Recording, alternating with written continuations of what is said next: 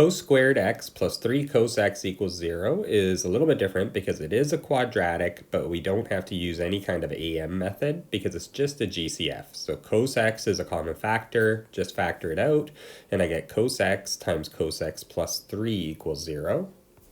The cos x out in front means that cos x could equal 0, or if cos x plus 3 equals 0, I would just take the 3 to the other side, so I get cos x equals negative 3.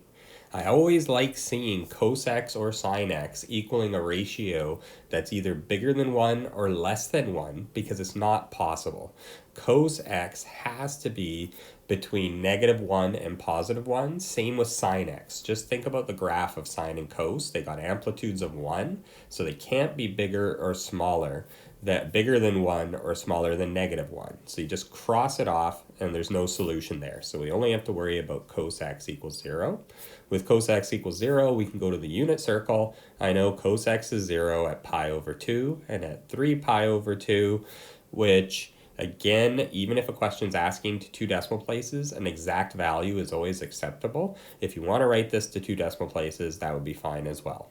For the general solution, x equals pi over 2 plus 2 pi n, 3 pi over 2 plus 2 pi n, because 2 pi is the period of cos. But if you recognize that pi over 2 and 3 pi over 2 are actually pi apart, then you could actually make this a simpler statement and just write it as pi over 2 plus pi n.